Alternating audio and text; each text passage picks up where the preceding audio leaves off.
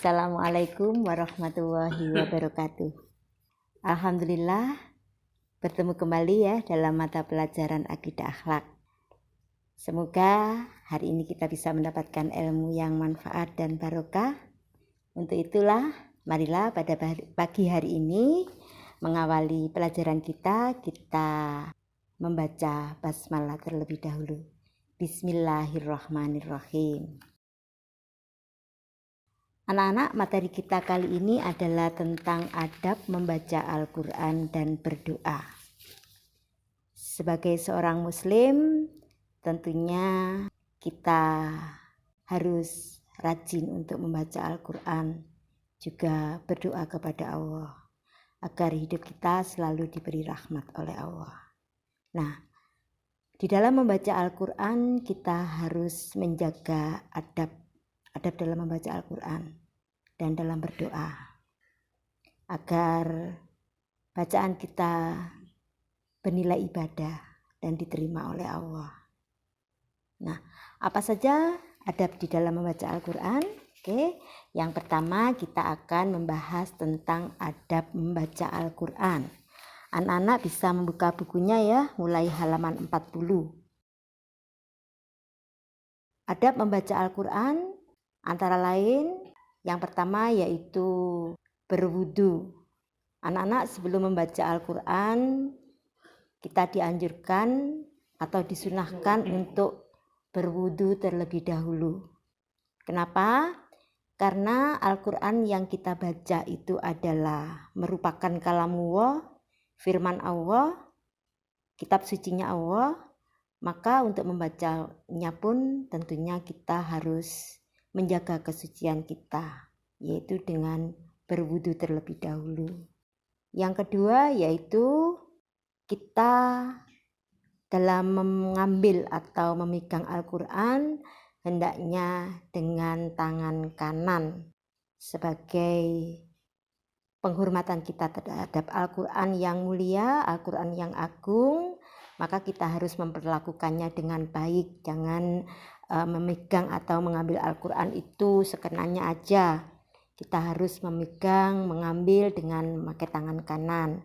Kalau membawa jangan dilambai-lambaikan begitu aja ya, tapi kita pegang dengan baik. Bila perlu kita pegang dengan kedua belah tangan kita pegang di dada kita. Selanjutnya yaitu dalam membaca Al-Quran kita dianjurkan untuk duduk di tempat yang bersih, di rumah, di musola, di masjid, atau dimanapun kita membaca Al-Quran, kita usahakan untuk mencari tempat yang bersih dan suci. Selanjutnya yang keempat yaitu dalam membaca Al-Quran kita niatkan ikhlas lillahi ta'ala untuk beribadah kepada Allah. Kalau kita membaca Al-Quran dengan ikhlas lillahi ta'ala, maka Allah akan membalas dengan kebaikan. Di setiap lafaz yang kita baca akan dibalas oleh Allah dengan 10 kebaikan. Di dalam buku halaman 41 di situ dijelaskan ada sebuah hadis ya. Rasulullah bersabda bahwa segala amal perbuatan itu tergantung kepada niatnya, dan setiap orang hanya mendapatkan sesuai dengan niatnya. Maka kalau niat kita ikhlas lillahi ta'ala, maka Allah lah yang akan membalasnya dengan berlipat ganda. Bisa berupa kemudahan hidup, diberikan saat kita hidup di dunia, dan ada yang diberikan nanti saat kita di akhirat kelak. Selanjutnya yang kelima, adab membaca Al-Quran yaitu dalam membaca Al-Quran kita dianjurkan untuk dalam keadaan suci dari hadas dan suci dari najis. Dijelaskan di dalam surat Al-Waqiah ayat 77 sampai 79. A'udzubillahi minasyaitonirrajim. Innahu laqur'anun karim fi kitabim maknun la yamassuhu illal mutahharun. Sesungguhnya Al-Quran ini adalah bacaan yang sangat mulia pada kitab yang terpelihara di Lauhim Mahfudz, tidak menyentuhnya kecuali orang-orang yang disucikan. Nah, kalau kita memegang Al-Quran, pastikan kita dalam keadaan suci dari hadas maupun dari najis. Selanjutnya yang keenam yaitu usahakan kalau membaca Al-Quran kita menghadap kiblat. Kalau keadaan memungkinkan ya, kita upayakan membaca Al-Quran itu menghadap ke kiblat, ke arah barat, karena negara kita ada di sebelah timur kiblat atau Ka'bah, maka kiblatnya kita ada di sebelah barat. Upayakan untuk menghadap ke sebelah barat ya, biar semakin dirahmati oleh Allah. Allahumma amin. Selanjutnya yang ketujuh yaitu sebelum membaca Al-Quran kita harus membaca isti'adzah terlebih dahulu, biar kita tidak diganggu oleh setan. Kita berlindung dari godaan setan yang terkutuk. Sebelum membaca Al-Quran, kita harus membaca isti'adzah terlebih dahulu atau ta'awudz yang bunyinya A'udzubillahi minasyaitonirrajim. Aku berlindung kepada Allah dari godaan setan yang terkutuk. Pastikan ya, setiap kali kita akan membaca Al-Quran, baca ta'awudz terlebih dahulu. Dilanjutkan dengan membaca basmalah. Bismillahirrahmanirrahim. Karena membaca Al-Quran adalah perbuatan yang terpuji, maka setiap kita melakukan perbuatan yang terpuji, kita awali dengan membaca basmalah terlebih dahulu. Demikian pula dengan membaca Al-Quran. Setelah membaca ta'awudz, kita lanjutkan dengan membaca basmalah. Kecuali dalam surat khusus yaitu surat At-Taubah yang ada di dalam juz 10 dan juz 11 itu ya. Kalau membaca surat Taubah hanya kita awali dengan ta'awudz saja, tidak perlu membaca basmalah. Hanya surat Taubah. Selain surat Taubah kita awali dengan membaca ta'awudz, lanjut dengan baca basmalah. Kenapa surat Taubah kok tidak membaca basmalah? Karena surat Taubah itu berisikan tentang baro'ah, yaitu pemutusan hubungan antara kaum muslimin dengan kaum kafir. Jadi tidak perlu membaca basmalah. Oke, dilanjutkan dengan yang ke-9. Dalam membaca Al-Quran harus kita lakukan dengan khusyuk, tidak main-main ya. Kita serius, karena kita membaca Al-Quran sama saja dengan kita itu berkomunikasi dengan Allah, maka harus kita lakukan dengan khusyuk, dengan sopan, tidak main-main ya. Kita lanjutkan yang ke-10. Dalam membaca Al-Quran lakukanlah dengan cara tartil. Apa itu tartil? Tartil itu adalah dibaca dengan perlahan-lahan. Kita pastikan yang kita baca itu benar, makhorijul hurufnya benar, tajwidnya juga benar. Itulah yang disebut dengan tartil. Selanjutnya yang ke-11, dalam membaca Al-Quran usahakan untuk memperbagus bacaan. Hiasilah Al-Quran dengan suaramu, dengan suara-suara kalian. Jadi membaca Al-Quran itu harus kita lakukan dengan suara yang bagus. Kalau kita membaca Al-Quran itu dengan tartil, dengan suara yang bagus, tentu akan berpengaruh terhadap hati kita. Hati kita akan merasa tenang.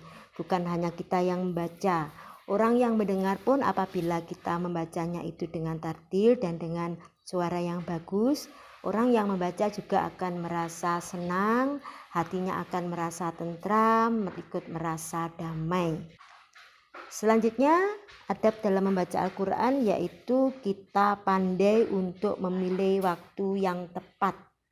Kapan waktu yang tepat dalam membaca Al-Quran?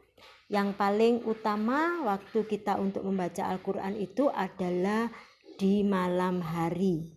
Saat kita selesai sholat malam, mungkin anak-anak sudah ada yang mulai belajar ya, sholat malam, sholat tahajud, sholat hajat, atau sholat witir dan sebagainya, itu kita iringi juga dengan membaca Al-Quran. Itu adalah waktu yang sebaik-baiknya di malam hari. Yang paling bagus adalah mendekati sepertiga malam, sekitar jam 3-an ya. Bukan berarti kita tidak boleh membaca Al-Quran di lain waktu, boleh-boleh saja, tapi itu adalah waktu yang paling tepat. Juga waktu-waktu setelah kita melaksanakan sholat, itu diupayakan kita membaca Al-Quran. Dan jangan lupa anak-anak, upayakan setiap hari kalian itu selalu membaca Al-Quran. Bila terbiasa, maka akan menjadi kenikmatan tersendiri membaca Al-Quran. Jangan khawatir anak-anak akan kehabisan waktu bila kalian suka membaca Al-Quran. Kenapa? Karena sebetulnya kalau kita suka menghabiskan waktu untuk membaca Al-Quran, maka Allah akan mengganti waktu itu dengan keberkahan berlipat ganda. Allahumma amin. Anak-anak, adab berikutnya yaitu apabila kita mendengar ayat sajdah, maka kita disunahkan untuk melakukan sujud tilawah. Di dalam Al-Quran itu ada tanda-tanda khusus ya yang menunjukkan bahwa di situ ada ayat-ayat sajdah, maka anak-anak disunahkan untuk melakukan sujud tilawah. Tentu anak-anak sudah tahu ya caranya sujud tilawah. Bila anak-anak sedang membaca Al-Quran dengan cara duduk, kan sudah menghadap ke barat tadi ya, sunahnya di saat mendengar ayat sajdah, maka anak-anak berhenti dulu membaca Al-Quran, kemudian melakukan sujud tilawah. Dimulai dengan takbir, nggak pakai berdiri ya kalau bacanya duduk, langsung takbir. Setelah itu sujud. Nah, di dalam sujud itu membaca bacaan sujud seperti bacaan sujud dalam sholat ya, subhana rabbiyal a'la wa bihamdi 3 kali. Dilanjutkan dengan membaca doa sujud tilawah yang bunyinya adalah Allahumma laka sajadtu wa bika amantu wa laka aslamtu sajada wajhiya lilladzi khalaqahu wa sawwarahu wa saqasam'ahu wa basarahu tabarakallahu ahsanul khaliqin. Tapi kalau belum hafal untuk membaca doanya, cukup membaca doa dalam sujud subhana rabbiyal a'la wa bihamdi itu tadi.